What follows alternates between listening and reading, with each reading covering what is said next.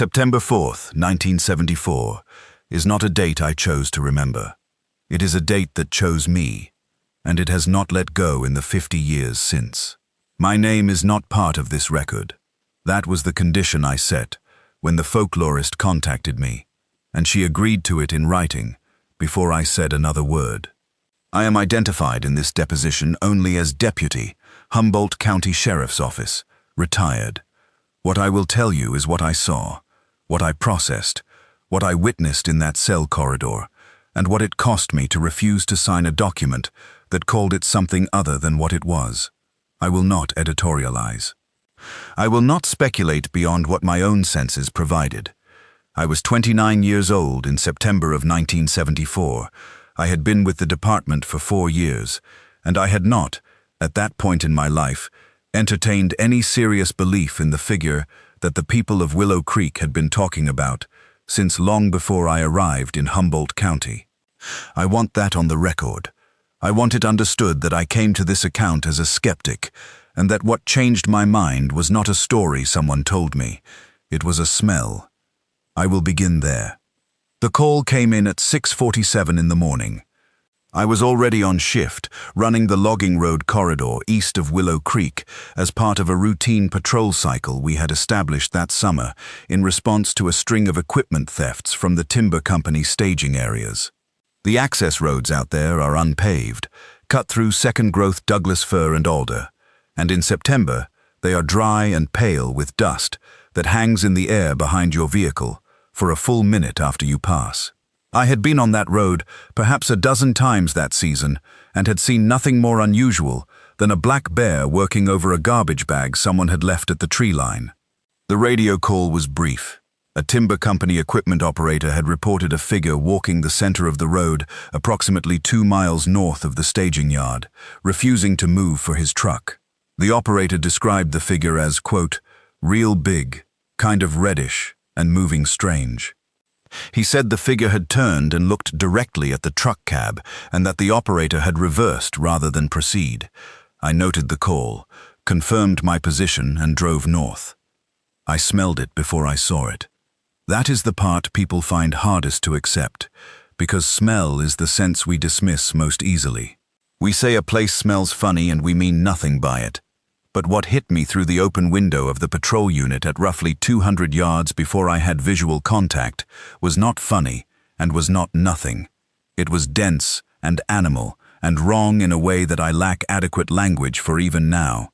The closest I can come is this. Imagine the smell of a large dog that has been in a river, combined with the smell of creek mud in August when the water is low and the banks are baking, combined with something older underneath that, something organic and feral that I associated at the time with the smell of the inside of a barn where a large animal has been sick.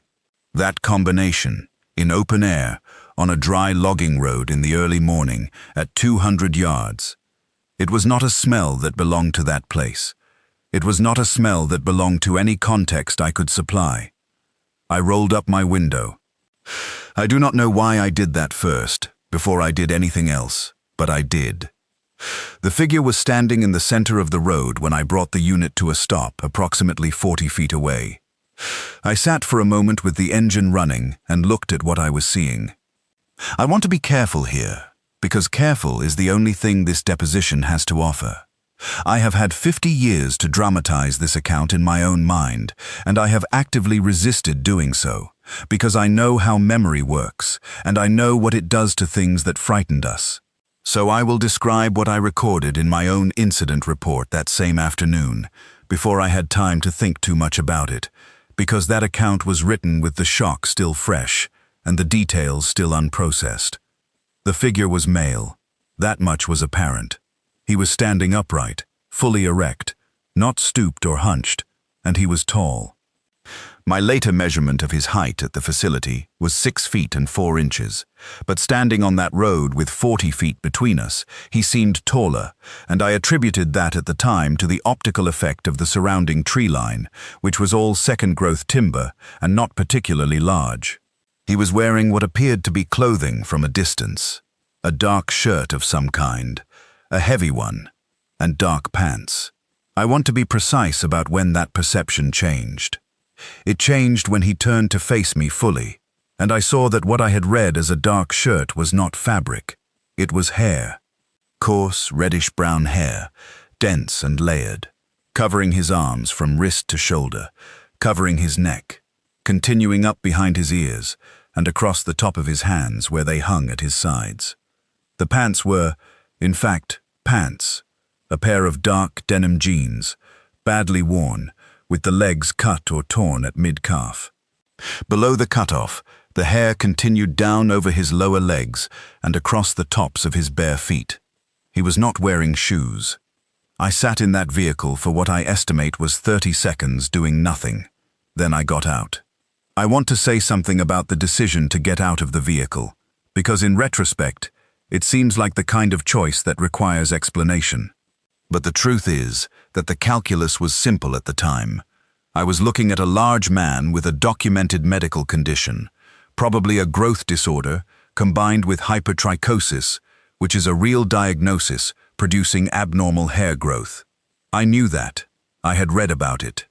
I told myself, sitting in that vehicle, that I was looking at a man who had been living rough, possibly mentally ill, possibly dangerous, but probably not, standing in the middle of a county road and obstructing traffic. That was the call I had been dispatched for. I was going to do my job. I stepped out of the unit and I came around to the front, and I put my hand up in the standard stop and address posture, palm out, and I said, in a normal voice, "Sir, I need you to step to the side of the road. Please keep your hands visible." He did not step to the side. He did not raise his hands. He turned his head and looked at me with the eyes I described in my incident report, and which I have thought about on a near daily basis for 5 decades. They were grey, pale grey, almost silver in the early morning light, and set wide in his face, wider than I would expect on a human skull of that size. His face was not, and I need you to understand how strange this phrasing is even as I use it, his face was not quite right. The brow ridge was heavy, the jaw was broad and prominent, the nose was wide and flat in a way that was not a racial characteristic, but was instead structural, as though the underlying cartilage was simply a different shape than anything I had examined in a human face before. But it was a face. That was the part that I kept returning to in the hours and days after. It was a face. Not an animal's face. Not a mask. A face with expression in it. And the expression, as nearly as I can read it now, was assessment. He was looking at me the way I was looking at him, carefully, quietly, and without immediate alarm. I told him again to step to the roadside. He moved then, but not to the side of the road. He took one step toward me. I put my hand on my holster, not drawing, just touching it. He stopped. What happened next is the thing I have had to account for the most carefully in my own mind, because I was not prepared for it. He spoke. The voice was low and rough, in a way that suggested disuse rather than defect, the way a person sounds when they have not spoken aloud in a long time. What he said was a single word. The word was not English. I cannot reproduce it. I do not know what language it was, or whether it was a language at all in any formal sense. It was one syllable, guttural, with a resonance in it that I felt in my sternum more than I heard with my ears. He said it once, and then he stood there and waited, as though he had asked me something and expected an answer. I did not answer. I told him he was being detained on a disorderly conduct charge and that he needed to come with me. I was aware, even as I said it, that the charge was thin. It was the only applicable statute I could cite. He had been obstructing the road. That was sufficient for a temporary detention, and if his identity could not be established, sufficient for transport to the facility. He came with me. That is another thing that requires accounting. He did not resist, did not pull back, did not do anything that would have justified escalation. He walked to the passenger side of the unit when I indicated it, folded himself into the seat with some difficulty given his size, and sat with his hands on his knees for the 20-minute drive back to the facility. I drove with the window down the entire way, despite the morning chill, because the smell inside the closed vehicle, even with him on the passenger side and me on the driver side, was something I could not breathe through without effort. It was the same smell from the road, denser now, hotter, filling the cab completely. It clung to the seat fabric. I would find out later that it clung to my uniform, and that when I handed the uniform to my wife for washing that evening, she asked me what on earth I had gotten into. I will come back to the smell, because it matters later in ways that I could not anticipate during that drive. The intake process at the facility was handled by myself and our senior identification officer, a man I will call Wallace, which is not his real name. Wallace had 22 years in county law enforcement, the last 11 as the department's identification specialist, and he was not a man who surprised easily. He processed every booking with the same mechanical efficiency, the same flat demeanor, the same economy of motion that came from having done the same task thousands of times. He was in the booking room when I brought the subject in, and he looked up from his desk, and then he looked again, and then he was quiet for a moment before he said anything. What he said was not an exclamation or an alarm. He said, "Deputy, what is the nature of the arrest?" I told him, "Disorderly conduct, obstruction of a county road, identity unknown." Wallace nodded, made a note, and walked around the booking counter to begin the physical description documentation. He was professional about it. He noted the height, the weight, which he put at approximately 260 pounds, the coloring, the condition of the subject's clothing. He recorded the hair coverage with the same neutral language I had used. Extensive body hair, reddish-brown in coloration, covering arms, neck, lower legs, and dorsal surface of both hands. He did not editorialize. Then he moved to the fingerprint cards, and that is where the process changed. Standard ink and roll fingerprinting requires the subject to relax each finger individually while the officer controls the rotation across the ink pad and then the card. The subject cooperated fully with this process. He extended each hand when asked, relaxed each finger when guided, and showed no resistance or confusion about what was being done. He had done it before. I do not know what to do with that conclusion, but I arrived at it watching him during the booking, and I stand by it. He understood what fingerprinting was. What he could not accommodate was the card itself. A standard ink fingerprint card allocates a field of approximately 3/4 of an inch for each rolled print. For 8 of the 10 fingers, the subject's prints fit within the allocated field, though on the larger side. For the thumb and index finger of the right hand, and the thumb of the left hand, the ridged surface that came into contact with the card was substantially broader than the field allowed, and the rolled prints extended beyond the card boundary on 2 sides. Wallace pressed fresh cards against the ink residue on the subject's thumbs and re-rolled to capture what had been cut off. The resulting prints were fully visible, and they were the prints of a primate hand, in the sense that dermal ridges were present, the loops and whorls of a living creature's identifying marks. But the pattern configurations that Wallace and I examined together that afternoon, after the subject had been moved to the holding cell, did not correspond to any classification in the standard reference manual. Not a known variant, not a disorder, not a classification category that allowed for the patterns we were seeing. Wallace went through the manual twice. He said nothing when he finished the second pass, except that he was going to make some telephone calls. I asked him to whom, and he said he was not certain yet. I will come to what Wallace's calls produced, and what happened to those fingerprint cards, before I am done with this account. The holding cell the subject occupied was in the east corridor of the facility, the second of 4 cells, and it was standard county construction, a poured concrete floor, a steel-framed cot bolted to the wall, a toilet and sink combination unit, and a cell door of welded steel bar with a deadbolt mechanism operated by a key from outside the corridor. There was no interior release. This is relevant, and I want it understood clearly. The deadbolt on that cell door could not be disengaged from inside the cell by any mechanical means available to the occupant. The bolt was operated by a long shank key.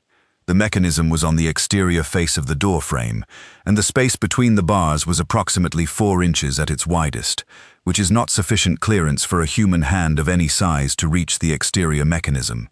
I inspected that door personally on the afternoon of September 4th after the booking was complete. The door was sound.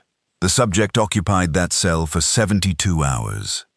During those 72 hours, several things occurred that I documented in my supplemental report, and which I will reproduce here from memory, since the supplemental report was not entered into the official record. First, the subject did not eat. Meals were delivered to the cell at the standard intervals. Breakfast and dinner on a tray slid through the meal slot at the base of the door. Every tray came back untouched, not pushed away, not disturbed, just untouched, as though the subject had looked at the food and found it irrelevant. He drank water from the sink. We could observe this on the occasional corridor checks, but the food was not something he engaged with at all. Second, the subject did not speak again after the single syllable on the road. He would respond to direct questions with a single word, and the words he used were English: yes, no, here, and on one occasion, which I will return to, the word wait. But he did not initiate conversation, did not ask for anything, and did not display any of the behaviors I would associate with a person in distress at being held in a cell. He sat on the cot. He stood at the cell door sometimes, holding the bars with both hands and looking into the corridor. He lay down and was still for long periods in a way that I could not determine to be sleep or something else. Third, the smell did not diminish. I had assumed, as I think any person would assume, that the smell would be contained within the cell and would, over the course of the first 24 hours, begin to be managed by ventilation and the standard cleaning protocol applied to the cell corridor. Neither of those things happened.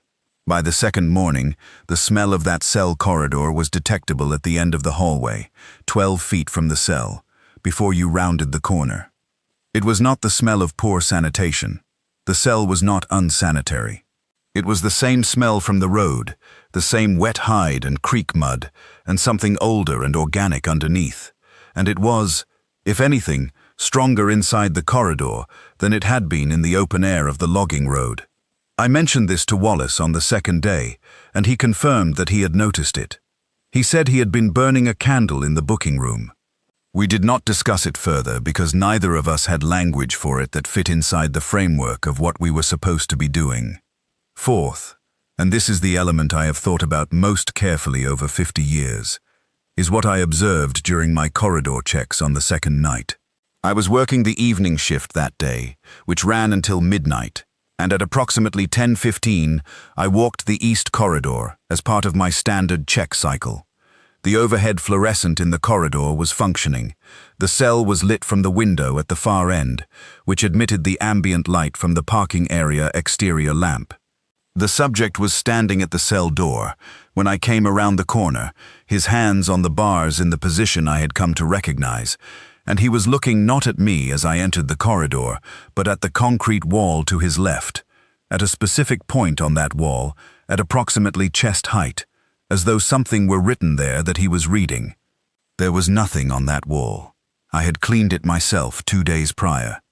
He held that position, looking at the blank wall, for the duration of my check, and when I turned at the corridor end and came back, he was still looking at it. I stopped outside the cell, and I asked him if he needed anything. He did not look at me. He said, "Wait." I asked him what we were waiting for. He did not answer. I noted the exchange in the log and finished my shift. I went home, I ate a late dinner, and I sat at my kitchen table for a while with the lights off, which is not something I habitually did, and I thought about the blank wall and what he had been looking at, and I thought about the word wait, and I did not sleep particularly well. The third night is the night I need to account for carefully. I was not on overnight shift on the night of September 6th. The overnight watch that night was a deputy I will call Pruitt, who had been with the department for 8 years and who was, in any professional assessment, a reliable officer. Pruitt was working alone, which was not unusual for overnight on a weeknight at a facility of our size. He had been informed of the subject's presence, had been briefed on the physical description and the anomalous fingerprint results, and had been told to log any corridor check findings in the standard format. What Pruitt experienced on that third night is known to me from two sources. His verbal account, given to me the following morning in the parking lot outside the facility before he drove home, and from the contents of his duty log, which I read before the sheriff requested it be turned over to him personally. I will reproduce both as accurately as I can. Pruitt's verbal account, given that morning, was delivered in the flat, compressed manner of a man who had been awake all night and was not certain what he was permitted to say. He told me this: at approximately 2 a.m, every dog within audible range of the facility began to vocalize simultaneously. This is not a precise measurement. Willow Creek is a small town, and the facility sits on the eastern edge of it, adjacent to a residential area. Pruitt estimated, based on the sound, that what he was hearing involved animals from multiple blocks in every direction. The vocalization was not barking. He described it as howling, sustained and collective, and he said it did not wind down and stop after a few minutes, the way dogs responding to a passing siren typically do. It continued for approximately 15 minutes. Pruitt said he went to the east corridor to check on the subject at the onset of the vocalization. Within the first 2 minutes of it beginning, the cell door was standing open. He said he stood at the end of the corridor for some amount of time that he could not accurately estimate. He said the smell was not present in the corridor. He said the smell was entirely gone, and that absence was, in his words to me that morning, worse than the smell had been, because the smell had at least told him where the thing was. Its absence told him nothing. The cell was empty. The deadbolt mechanism on the door was in the unlocked position. Pruitt examined the exterior face of the door frame and confirmed that the key was not in the lock and was not on the corridor floor. The key was later located in the key cabinet in the watchroom, where it had been hung at the beginning of Pruitt's shift. It had not moved. Pruitt wrote 3 sentences in the duty log before handing it to the sheriff the following morning. The first sentence documented the time of the discovery. The second noted that the cell door was open and the cell was unoccupied. The third said, in its entirety, no mechanical explanation for the condition of the deadbolt has been identified. He did not write about the dogs. He did not write about the smell being gone. He told me those things in the parking lot, quietly, with his keys in his hand, and then he got in his car and went home. I want to stop here and address something directly, because this deposition will eventually be heard by people who have no professional investment in its contents, and who are in a position to evaluate it without the pressures I was operating under in September of 1974. The events I have described so far, the physical description of the subject, the anomalous fingerprint results, the unexplained cell escape, are unusual. I understand that. I am not asking anyone to take my word for the conclusions I draw from them. I am asking, and this is the specific purpose of this deposition, that the record contain an accurate account of what I personally observed and documented, since the official record was altered to exclude it. That is the grievance I am here to articulate, not the creature, the record. With that said, I will continue. The morning after the escape, which was the morning of September 7th, I came in to find the sheriff already in his office with the door closed and Pruitt's duty log on his desk. I was called in at 7:30. I had not been scheduled until noon. The sheriff, whose name is also not part of this record, was a man in his early 50s at that time, elected to 3 consecutive terms, well liked in the county, and possessed of a practical intelligence that I had always respected. He was not a foolish man. He was not a dishonest man in the ordinary sense of the word. What he was, that morning in his office, was afraid, and I recognized it because I had been managing my own version of it for 3 days. He told me the following, in approximate summary. The subject had escaped through what was, after investigation, determined to have been a transfer door on the facility's south side that had not been properly secured. This was the explanation that would appear in the official record. A procedural failure, an unsecured door, a subject who had exploited it in the night.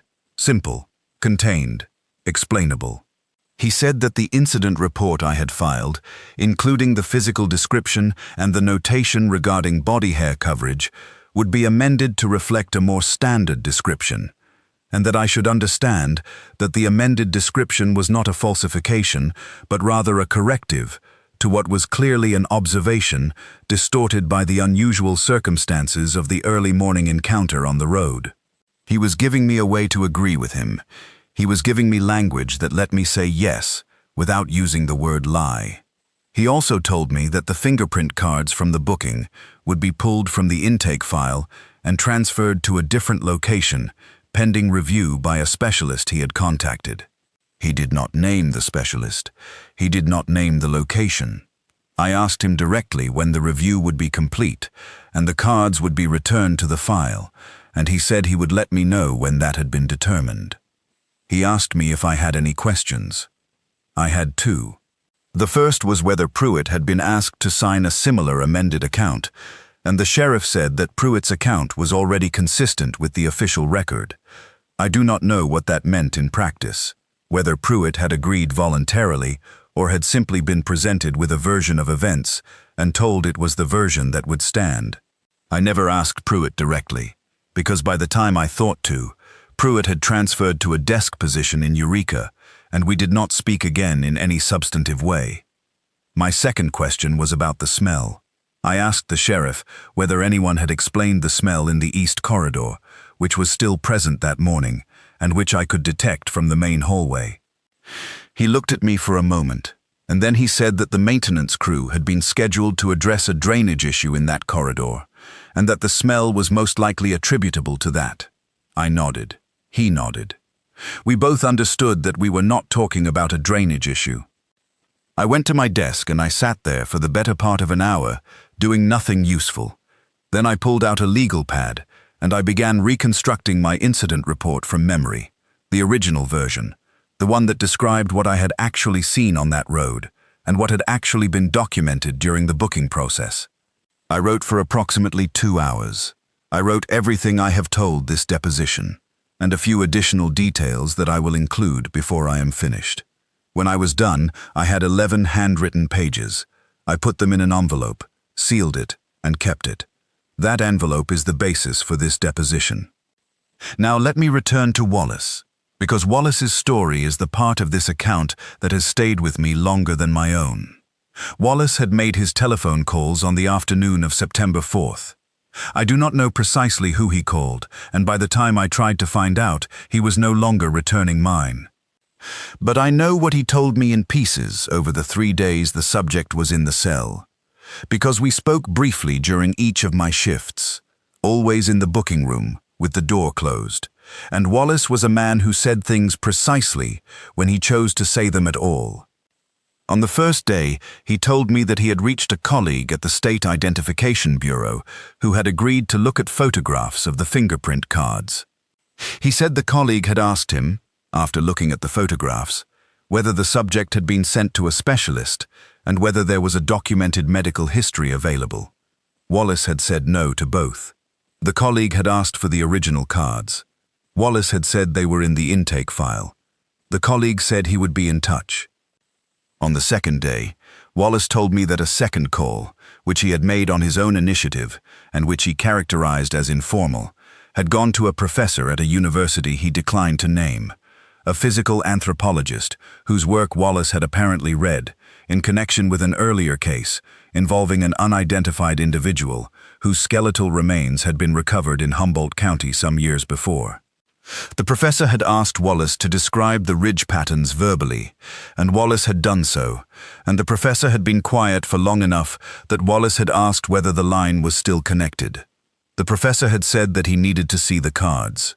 He said that what Wallace was describing was consistent, in general morphology if not in specific configuration, with what you would expect to find in a great ape, but that great apes did not produce the loop configurations Wallace was describing, and that if the card photographs were accurate, the subject was either an elaborate fraud or something that existing classification was not equipped to categorize. He used a specific phrase that Wallace repeated to me word for word. He said that what Wallace was describing occupied a position taxonomically speaking, between where Homo sapiens stood and where the great apes stood, and that nothing living had been confirmed to occupy that position. Nothing living. Wallace did not say anything further on the second day.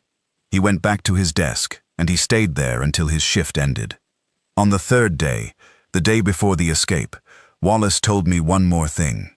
He told me that he had gone back to the east corridor the previous evening, after the facility was quiet, and had stood outside the subject's cell for approximately 10 minutes. He had not spoken to the subject, and the subject had not spoken to him. He had stood there with his notepad, and he had looked at the subject where he sat on the cot, and he had done what he described as a professional inventory. He was counting something. I asked him what. He said he was counting the differences, the things that did not fit a standard human presentation. He got to 11 before he stopped. He did not tell me what the 11 things were.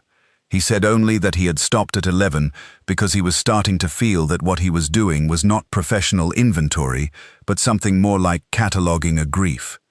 I asked him what he meant by that. He said he was not certain, but that looking at the subject in that cell, looking at the face in particular, there was something in the expression that reminded him of an experience he'd had years before at the facility, when a man had been held incorrectly, charged with something he did not do, and had been sitting in a cell for 4 days before the error was found. Wallace said that man's face, after 4 days, had a particular quality to it. Not anger, not desperation, something more basic than those things. The knowledge that he was where he did not belong, held by people who did not understand what they were holding, waiting for something that might not come. He said the subject's face had that quality. I have thought about that a great deal, more than I have thought about the tracks or the fingerprint ridges or the deadbolt or any of the physical evidence. I have thought about it because Wallace was not a sentimental man, and because his interpretation of that expression has an implication that I have not been able to set down, which is this. If the subject's expression reflected the knowledge that he was held incorrectly, then the subject had a framework for correct and incorrect. He had a concept of belonging and not belonging. He had, in some functional sense, an understanding of injustice. Whatever was sitting in that cell understood that something wrong was being done to it. I resigned from the department on the 14th of October, 1974. That is 5 weeks and 3 days after the arrest on the logging road. The proximate cause was the sheriff's request that I sign the amended incident report, which I declined to do on October 9th, and the subsequent conversation in which the sheriff explained that my continued refusal to align my account with the official record would make my position with the department untenable. He did not fire me. He was careful about that. He presented it as a mutual recognition that the working relationship had become difficult, and suggested that given my age, I had plenty of time to find a position elsewhere, and that my record, outside of this incident, was strong and would support a good reference. He was not cruel about it. I believe he was doing what he thought was necessary, and I believe he thought the thing he was protecting, which was the department's credibility and his own, was worth protecting. I simply thought that what I was being asked to sign was not a professional disagreement. It was a lie, and I would not sign it. I did not resign in a dramatic fashion. I came in on the 14th, put my badge and my sidearm on his desk, and told him I was done. He asked me if I had thought carefully about my pension eligibility, which required 20 years of service and which I had not yet reached. I told him I had thought about it. That was the end of the conversation. I drove home and I sat in my car in the driveway for a while before I went inside, and my wife came out eventually and stood by the car, and I told her what had happened, and she was quiet for a long time, and then she said that she had smelled that uniform for 3 days, and she had not said a word, and if something in that jail had produced that smell, then she thought I had made the right choice. That was the kindest thing anyone said to me in October of 1974. Now, I promise to account for 2 things before I finish, and I will do so. The first is the fingerprint cards. I saw them when Wallace and I examined them together on the afternoon of September 4th. I held them in my hands. I can describe them from that direct examination, and I have done so already in this deposition. 3 of the 10 prints exceeded the card's field boundaries, and the ridge patterns on those 3 prints, and on at least 4 of the remaining 7, did not correspond to any classification in the reference manual. Those are the facts I can personally attest to. What happened to the cards after Wallace put them back in the intake file on the afternoon of the 4th is what I know only indirectly. By the time the sheriff had his meeting with me on the morning of the 7th, the cards were no longer in the intake file. I checked personally before leaving that morning, while the sheriff was on a phone call. The slot in the intake envelope where the fingerprint cards are stored was empty. The intake photographs, which are Polaroid and which are retained in a separate sleeve on the envelope's exterior, were also missing. The envelope itself remained in the file, which is standard procedure only for completed intake processing, meaning someone had deliberately removed the cards and photographs while leaving the envelope to make the file appear intact on a casual review. I noted this in the envelope I made 11 handwritten pages in on that morning, and I include it here because it matters. The cards were removed before any outside examiner could see them. Whatever they showed, whatever Wallace's colleague at the State Bureau and the professor at the unnamed university might have concluded from examining them, was removed from reach within 72 hours of the booking. I do not know where they are now. I do not know if they still exist. I have not been able to find out in 50 years. The second thing I promised to account for is the smell. When I submitted this deposition to the folklorist who requested it, she asked me, as part of her preliminary interview, whether anything physical remained from the incident that could be examined. I told her about the fingerprint cards and their removal.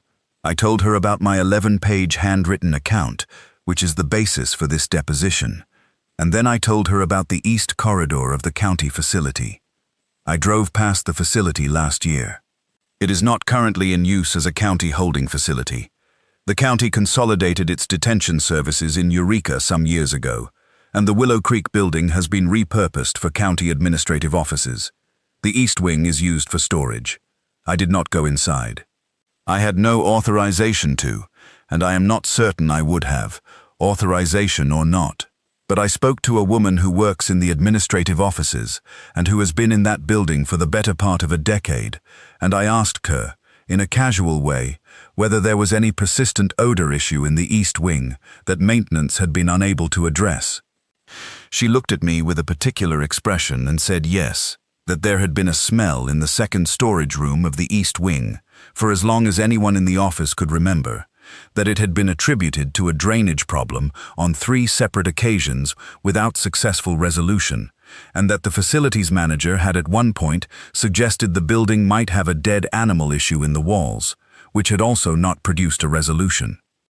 She described the smell as, and I quote her as closely as I can, like a wet animal and something else underneath, something old. The East Corridor storage room is the location of the cell that was vacated on the morning of September 7th, 1974. I do not know what that means, and I am not going to speculate. I will simply report it, as I have reported everything else in this account, as a fact that I can personally verify, which is that 50 years after a subject of anomalous physical description occupied a holding cell in that corridor for 72 hours, a smell described as consistent with what I encountered in the early morning of September 4th, 1974, persists in that space with no identified mechanical source. I am going to say now what I said I would not say, which is something that goes slightly beyond the factual record, because I think this deposition is the only opportunity I will have to say it, and because I have carried it for long enough. What I brought in off that road was not a man. It was not an animal either, not in any way that word cleanly fits. It was something that sat in that cell for 3 days without eating, without losing control of itself, without asking for anything, and then left in the way that it left, which I believe it could have done at any time it chose. I believe the cell was not a problem for it mechanically. I believe the cell was a problem for it, in some other sense that I am not equipped to name, and that the 3 days it spent inside were not days of captivity, but days of decision. I believe that on the night of September 6th, it decided the decision had been made, and it left. I believe it did not leave through the south transfer door. And I believe, though I cannot prove this, and it is the one place in this deposition where I am aware that I have moved beyond the factual record, that what it had been looking at on the blank wall of that cell on the night of the 10th, when it said the word wait, was not something on the wall at all. I think it was looking through the wall. I think it was reading something outside the building, some signal or presence or accumulation, the way a dog waits by a door before its owner's car is audible to human ears. I think something came for it. I think that is why the dogs howled. I think the only mistake I made on that road on the morning of September 4th was that I made it, not the arrest. The arrest was within my authority, and I would not unsay it. The mistake was simpler than that. The mistake was that I saw a thing on a logging road that had done nothing wrong, that was walking in the center of an unpaved track at 6 in the morning, in a place where no equipment should have been operating, and I put it in a car and drove it to a building and locked it in a room with steel bars, and the reason I did that was not because it had committed a crime. The reason I did that was because it frightened me, and the charge I wrote on the form, disorderly conduct and obstruction, was the smallest box I could find to put the fear inside. It had been walking that road long before any county authority drew a line across that land. Whatever arrangement it had made with that territory, whatever claim it held and by whatever means it held it, was older than Humboldt County by a margin I am not going to pretend to estimate. And I drove up in a patrol unit, and I put it in a cell, and it waited 3 days out of what I can only interpret as something like restraint, and then it went home. I have not been back to the logging road corridor, east of Willow Creek. I am not going to go back. What I have, and what I am submitting as part of this deposition, is the 11-page handwritten account, written on the morning of September 7th, 1974. Which is the closest thing to a contemporaneous record that survives. The fingerprint cards are gone. The intake photographs are gone. The official record, if you pull it, will show a standard disorderly conduct detention, an amended subject description, and a notation about an unsecured transfer door. It will not match what I have told this deposition, not in any material way. I have given this account once, under condition of anonymity, for a record that I hope will outlast the discomfort it causes. I forfeited my pension eligibility for the right to not sign a document that called what I saw something other than what it was. I consider that a fair trade, or I have tried to for 50 years. Some mornings I consider it a fair trade more easily than others. The mornings I consider it less easily are the mornings I think about what Wallace said, that the subject's face had the quality of a man who knew he was where he did not belong, held by people who did not understand what they were holding. I was one of those people. I processed that intake, I drove that road, I put my hand on my holster and watched something ancient and unhurried stop walking toward me because it read the gesture correctly and chose, of its own accord, to stop. And then I put it in a car and locked it up. The fingerprint cards, 3 of them rolled wider than the form was made to hold, with ridge patterns no manual could place. I held those cards. I turned them in my hands. I looked at those patterns, and I understood, in the way you understand something that sits below the line where language works, that I was holding the record of something real. Not a story, not a sighting from a distance, half believed and easy to explain away. A real thing, pressed to an ink pad, transferred to cardstock, filed in an evidence envelope in a county facility, and then removed before anyone with authority and distance could see them. That is what the 50 years have been about. Not the creature, the cards, the fact that the cards existed, and that someone decided they should not. I have nothing further to add to this deposition. I am prepared to affirm, under oath if required, that everything contained in this account represents my accurate recollection of events I personally witnessed between September 4th and October 14th, 1974. I make no claims beyond what I observed directly. I draw only the conclusions that the evidence, taken in its entirety, permits. The East Corridor smells the way it smells. The cards are gone. And somewhere east of Willow Creek, on a logging road that the timber company has not actively used in 30 years, something is still walking.